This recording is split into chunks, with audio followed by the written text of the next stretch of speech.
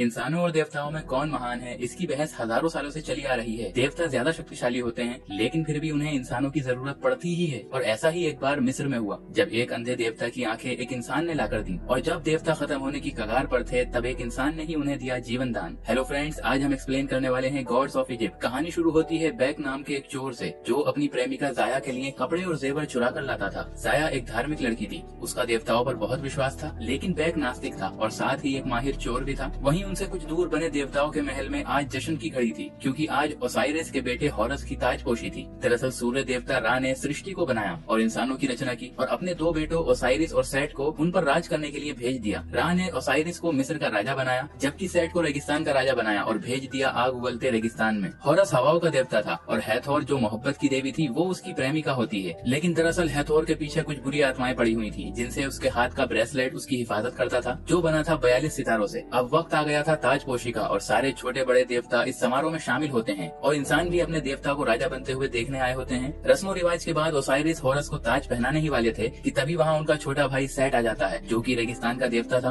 और वो अपनी फौज से सबको काबू कर लेता है। साथ ही अपने भाई ओसाइरिस को भी मार देता है और खुद बन जाता है मिस्र का राजा। उसका कहना था कि जो मेरे आगे झुकेगा सिर्फ वही जिंदा रहेगा, और ये सुनकर सारे इंसान और देवता उसके आगे झुक जाते हैं। लेकिन हॉरस अपने बाप का बदला लेने के लिए सेट से भिड़ जाता है, और लड़ते हुए ये दोनों ही अपने दैवीय रूप में आ जाते हैं। इनकी लड़ाई से वहाँ तबाही आने लगती है और इंसान जान बचाकर भागने लगते हैं। इसी भगदड़ में बैक और जाया बिछड़ जाते हैं। वहीं सेट हॉरस पर भारी पड़ रहा था, और वो आखिरकार उसे गिराकर उसकी आंखें निकाल लेता है, और वो उसे मारने ही वाला होता है कि तभी हैथोर के कहने पर हॉरस को जिंदा छोड़ देता है। अब सेट के शासन में चारों तरफ हाहाकार मच गया। वो इंसानों से गुलामी करवाता, और जो कोई देवता बगावत करता उसे वो मौत के घाट उतार देता। उसने पुनर्जन्म पर भी नए कानून बनाए कि अगर किसी इंसान के पास मरते वक्त काफी सारा सोना होगा, तभी उसका पुनर्जन्म हो पाएगा। इन्हीं सब गुलामों में जाया भी उर्शु नाम की एक डिजाइनर की गुलाम थी। उर्शु सेट के लिए काम करता था, और वो उसकी तिजोरियां, मीनारे, महल और बहुत सारी चीजें डिजाइन करता था। लेकिन बैक यहाँ भी जाया से मिलना नहीं छोड़ता, और ऐसे ही एक दिन जाया उससे कहती है कि तुम्हें हॉरस की मदद करनी होगी, क्योंकि हॉरस ही हमें सेट के जुल्मों से बचा सकता है। वो उसे तिजोरी का नक्शा देती है और कहती है कि यहाँ पर हॉरस की आंखें रखी हैं, और तुम्हें वो चुराकर हॉरस को देनी होंगी, लेकिन तिजोरी में बहुत से खतरे हैं जिनसे तुम्हें खुद ही निपटना पड़ेगा। अब जैसे तैसे बैक उस तिजोरी में पहुंच जाता है, लेकिन असली खतरा तो यही था। उसे 3 पुलों को पार करना था, और हर पुल में एक अलग जाल बिछा हुआ था। अब बैक जान की बाजी लगाता हुआ तीनों पुल पार कर लेता है और हॉरस की आंख भी चुरा लेता है। हालांकि यहाँ भी उसकी जान हॉरस की आंख की तेज रोशनी ही बचाती है। बैक आंख लेकर जाया के पास पहुँचता है, लेकिन अब तक उनका भेद उर्शु के सामने खुल चुका था, और वो उन्हें पकड़कर मौत की सजा सुना देता है। लेकिन बैक हॉरस की आंख की तेज रोशनी से उन सबको चकमा देकर वहाँ से निकल जाता है, और पीछे से उर्शु उन पर तीर बरसाने लगता है, और उसका एक तीर जाया को लग जाता है और वो वहीं मर जाती है। अब बैक हॉरस के मकबरे में पहुँचता है और उसे उसकी आंख का एहसास कराता है, लेकिन वो हॉरस को उसकी आंखें नहीं देता, बल्कि उससे एक शर्त रखता है। वो कहता है कि यदि तुम्हें आंख चाहिए तो तुम्हें जाया को वापस से जिंदा करना होगा। अब हॉरस पहले तो उसे मारने की कोशिश करता है, लेकिन मजबूर होकर वो उसकी शर्त मान लेता है। उसके बाद वो जाया की जिस्म को देखता है, लेकिन उसकी बॉडी को देखकर वो कहता है कि मैं भी इसे नहीं बचा सकता। अगर इसे वापस जिंदा होना है तो इसे पुनर्जन्म ही लेना पड़ेगा। और वो मौत के देवता एनुबियस को बुलाता है, जो जाया की आत्मा को लेकर उसके पुनर्जन्म की यात्रा पर चला जाता है। लेकिन दरअसल जाया का पुनर्जन्म बहुत मुश्किल था, क्योंकि वो गुलाम की मौत मरी थी और उसके पास देने के लिए सोना था ही नहीं। अब बैक उसकी आंख देना नहीं चाहता था, लेकिन हॉरस जबरदस्ती उससे छीन लेता है। मगर वो ये देखकर गुस्सा हो जाता है कि बैक सिर्फ एक आंख लाया था, और वो उसे मारने लगता है। अब वो कहता है कि मैं जानता हूँ कि सेट को कैसे हराया जा सकता है। उसकी शक्ति जिस पिरामिड में कैद है, मैं तुम्हें उस पिरामिड में ले जा सकता हूँ,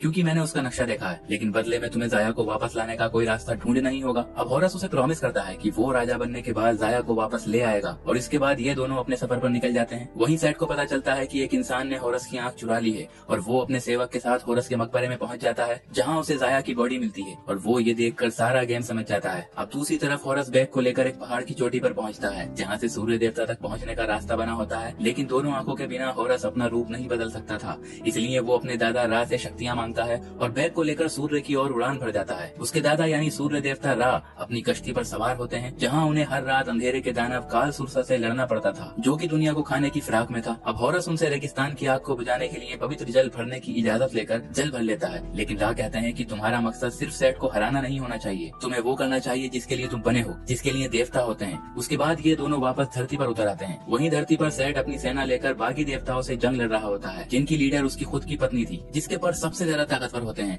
लेकिन सेट अपनी बीवी के पर तोड़ देता है और उसे मार देता है। दूसरी तरफ इन दोनों दोनों के जमीन पर उतरते ही सेट के सैनिक इन्हें घेर लेते हैं और होरस इनका मुकाबला करता है। वो सबको मार देता है, लेकिन एक सैनिक धोखे से उसे पहाड़ से नीचे गिरा देता है। मगर यहाँ भी होरस अपने भाले की मदद से खुद को बचा लेता है। अब उधर सेट अपने सैनिकों की लाशें देखकर आग बबूला हो जाता है और अपने सेवक को ही मार देता है। इसके बाद वो अपनी 2 देवियों को होरस को मारने का काम सौंपता है। वहीं रेगिस्तान में हैथोर अपने जादू से होरस को ढूंढ लेती है, लेकिन वो ये देखकर चौंक जाती है कि उसकी आंखें वापस आ गई थी। तभी वहाँ पर सेट पहुँच जाता है और उसकी गद्दारी पर उसे मारना चाहता है। दरअसल होरस के जाने के बाद हैथोर भी सेट के साथ रहने लगी थी। अब अपनी मौत देखकर हैथोर अपना ब्रेसलेट उतार देती है, जिससे उसे बुरी आत्माएं वहाँ से खींच ले जाती हैं। लेकिन इससे पहले वो उसे कैद कर लें, वो अपना ब्रेसलेट वापस से पहन लेती है और रेगिस्तान में कहीं दूर जा गिरती है। अब दूसरी तरफ सेट की दोनों देवियां होरस को ढूंढ लेती हैं और वो बहुत बड़े सांपों पर सवार थीं, जो कि आग उगल रहे थे। अब ये दोनों उन्हें मारने की जी तोड़ कोशिश करते हैं और एक सांप को फांस देते हैं, लेकिन वो दूसरा सफेद सांप उनके पीछे पड़ जाता है। हालांकि होरस हिम्मत दिखाकर उसके ऊपर चढ़ जाता है और अपनी जान पर खेलकर उसे पहाड़ी से नीचे गिराकर मार देता है। अब जब वो गिरते हुए मकबरे से बाहर निकल रहे थे, तभी उन्हें हैथोर मिलती है और वो दूसरे सांप पर अपनी मोहब्बत का जादू चलाती है और उसे खुद को जलाने का हुक्म देकर मार देती है। इसके बाद ये तीनों बुद्धि के देवता थॉथ के पास जाने लगते हैं, क्योंकि सेट के पिरामिड की रक्षा एक बहुत खतरनाक दानव करता था,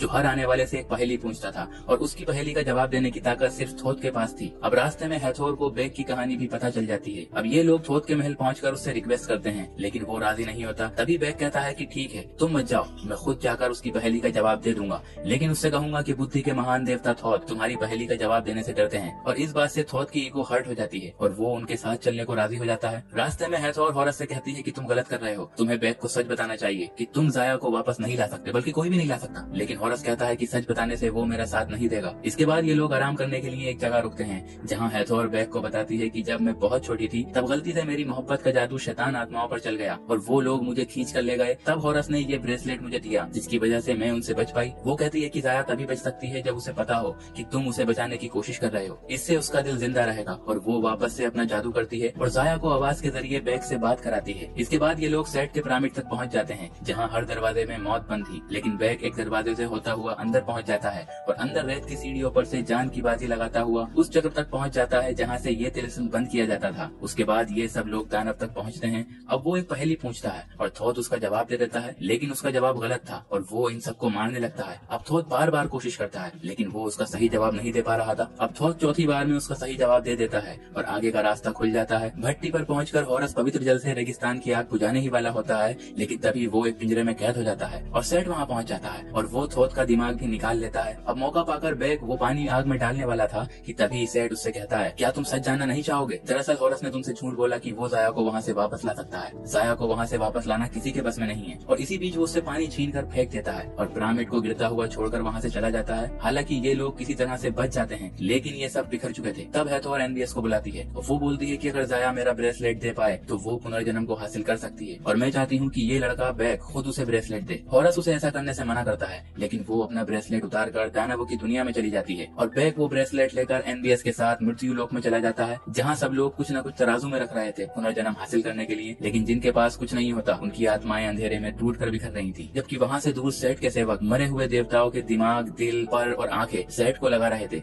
जिससे कि वो बन जाता है महाशक्तिशाली। के बाद वो अपने पिता रा के पास पहुँचता है और उनसे कहता है कि आपने मेरे साथ धोखा किया, मुझे तपती रेत में भेज दिया, मुझे ऐशो आराम से दूर कर दिया और वो अपने पिता को मारना चाहता है, लेकिन रा उस पर हमला कर देते हैं। मगर उनका वार भी सेट को नहीं रोक पाता और वो उन्हें धोखे से घायल कर देता है, जिससे रा उसी पवित्र जल में बहने लगते हैं। इसी टाइम बेग जाया को वो ब्रेसलेट देता है, लेकिन इससे पहले कि कुछ हो पाए काल सुरसा हमला कर देता है। दरअसल रा के मरने से उसे रोकने वाला कोई नहीं बचा था और वो दुनिया को खत्म करने के लिए आ चुका था। हालांकि एमबीएस उसे रोकने की कोशिश करता है। जाया कहती है कि अब हमें होरस ही बचा सकता है और जाया की बात मानकर बेग वापस होरस के पास आ जाता है। अब होरस कहता है कि हमें रा का हथियार हासिल करना होगा और ये लोग हैथोर के रथ पर सवार होकर मिस्र के लिए निकल पड़ते हैं। इनका प्लान था कि होरस सेट को उलझाएगा और बेग पीछे से आकर उसकी आंख निकाल लेगा, जिसके बाद होरस के पास इतनी शक्ति आ जाएगी कि वो उसे मार सके। अब होरस सेट के सामने पहुंच जाता है और ये दोनों लड़ने लगते हैं, लेकिन सेट बहुत ताकतवर हो चुका था और वो होरस पर बहुत भारी पड़ता है। अब वो उसे मारने ही वाला था, लेकिन तभी बेग वहाँ आ जाता है और वो किसी तरह उसकी आंख निकाल लेता है, लेकिन खुद भी नीचे गिरने लगता है। अब होरस के पास दो रास्ते थे,